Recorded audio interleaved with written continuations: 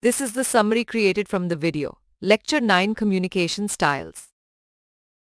Communication is explored as a two-way process of interacting, talking, and listening with the aim of making something common between parties, originating from the Latin word communis.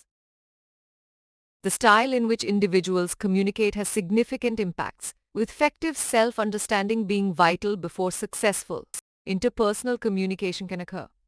Adapting one's style to the audience's language, context, and mindset is also essential.